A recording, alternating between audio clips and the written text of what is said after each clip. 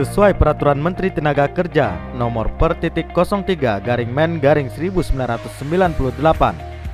kecelakaan adalah suatu kejadian yang tidak dikehendaki dan tidak diduga semula yang dapat menimbulkan korban manusia dan atau harta benda.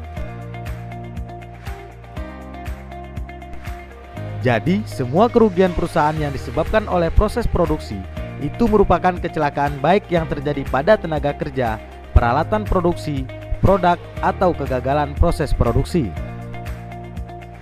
Pencegahan kecelakaan mempunyai tujuan untuk meminimalkan resiko kecelakaan yang terjadi di tempat kerja, agar perusahaan dapat menjalankan proses produksinya dengan aman dan efisien.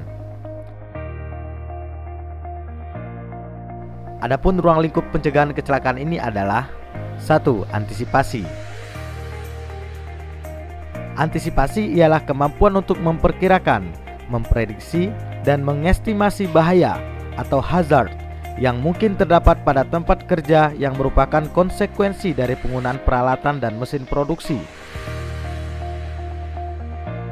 Rekognisi adalah mengenal bahaya atau hazard di tempat kerja yang berhubungan dengan pekerjaan dan pemahaman dari efek atau akibatnya terhadap para pekerja maupun masyarakat di sekitarnya. Evaluasi adalah proses pengambilan keputusan yang hasilnya adalah tingkat bahaya atau hazard dalam proses produksi. Proses evaluasi digunakan sebagai pendekatan dasar dalam menentukan tindakan pengendalian yang akan diambil. Pada tahap evaluasi ini dilakukan justifikasi melalui pemeriksaan peralatan dan mesin dengan membandingkannya dengan standar peraturan yang berlaku. Pengendalian adalah merupakan proses untuk menurunkan tingkat resiko bahaya atau hazard yang mungkin diterima oleh pekerja yang dapat mengakibatkan kecelakaan. Ada beberapa contoh teori kecelakaan yang ditemukan seperti The Domino Theory oleh William W. Hayridge.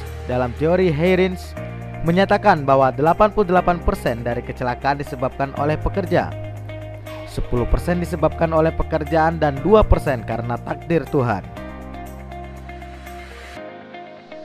Namun, pertanyaannya adalah, apakah kita akan pasrah pada takdir? Takdir memang tidak bisa dirubah, tapi ada yang bisa kita rubah kalau kita mau berusaha, yaitu nasib. Itulah makna dari penerangan keselamatan dan kesehatan kerja, atau K3, yang sesungguhnya yaitu merubah nasib menjadi lebih baik. Mari kita pahami teori domino lebih jauh. Menurut teori domino, kecelakaan dapat terjadi karena adanya 5 tahapan yang saling berhubungan.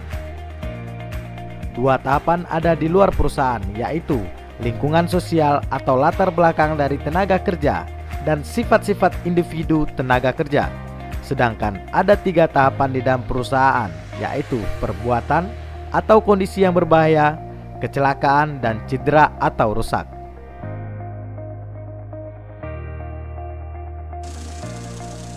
Coba kita perkirakan seandainya tenaga kerja sebelum bekerja tidak pernah mengenal K3. Kemudian pekerja ini bekerja di perusahaan yang belum menerapkan K3. Maka yang akan dihadapi si pekerja adalah perbuatan atau kondisi yang berbahaya. Apabila hal ini dibiarkan, maka kecelakaan akan sering terjadi dan korban pun berjatuhan, dari yang ringan sampai yang berat, bahkan kematian. Kita bisa mencegah kecelakaan ini dengan berusaha meminimalkan resikonya dengan cara menghilangkan salah satu tahapannya, yaitu tahapan yang ketiga dengan mengendalikan perbuatan dan kondisi yang berbahaya sehingga pekerjaan dapat menjadi aman dan nyaman bagi tenaga kerja.